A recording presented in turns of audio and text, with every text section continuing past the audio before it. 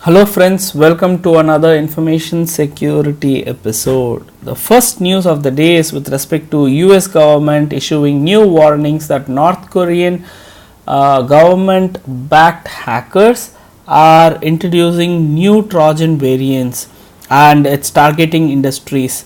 And that the new variant is also employing proxies so as to mask their operators. And DHS, Department of Homeland Security, is recommending that you update your antivirus signatures and disable file sharing services if you are not requiring the file sharing services within your organization. The next news is with respect to hyperlink auditing pings are being used by attackers for performing DDoS attacks.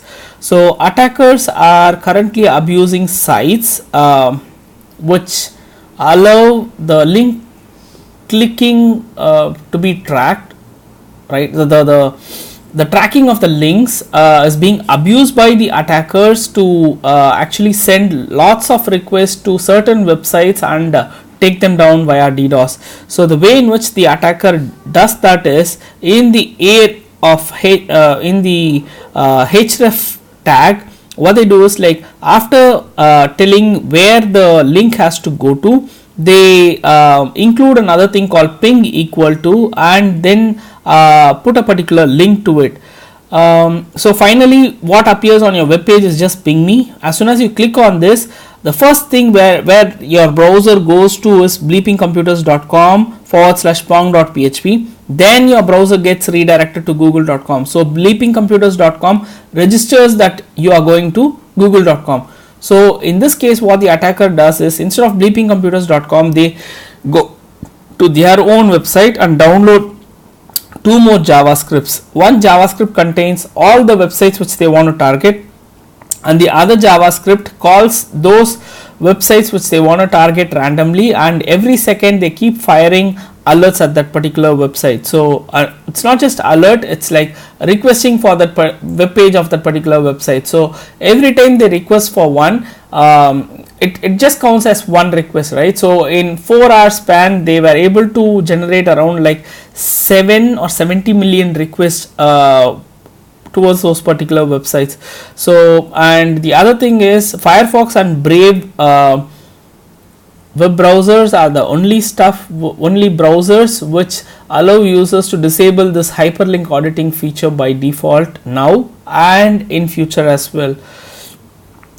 So the next news is with respect to Samsung Galaxy S10 has a new fingerprinting sensor called ultrasonic sensor, and this particular sensor got hacked.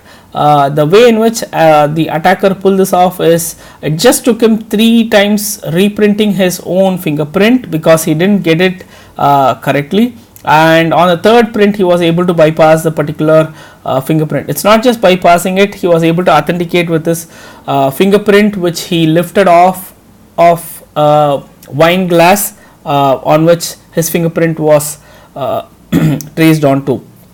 So yeah, and the attacker Dark Sharks also goes on to say that his technique would have not worked against the previous generation of fingerprint sensors which happen to be capacitive resistors. And he also goes on to say that if you are keen on maintaining your security and privacy, that you shouldn't rely only on your fingerprint for doing some banking transaction and stuff. Yeah, that's where it is.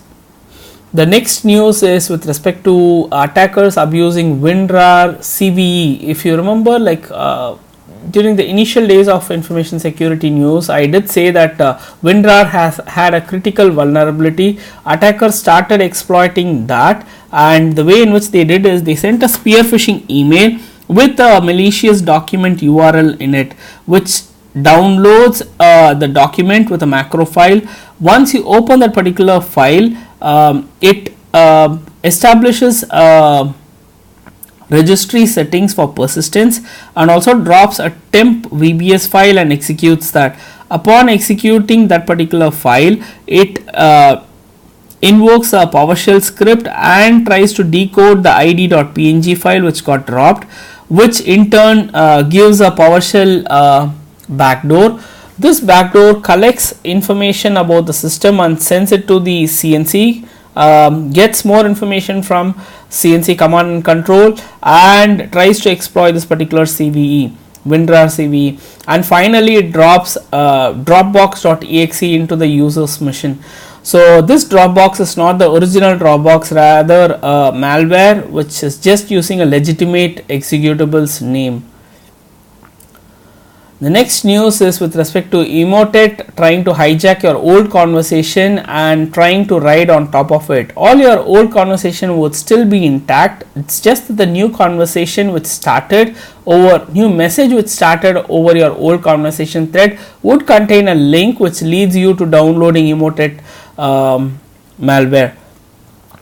So if at all your old email were to be suddenly resurrected, then be cautioned before clicking on the links on that particular email. The next one is new method next week. So this would happen to be my last information security daily news which I'm creating. Next week on, I'm gonna try something else new, wherein I'm trying to see if I could create some tech related tips and upload it onto YouTube once every week. So let's see how that approach goes. Thanks a lot for watching this video. Bye bye.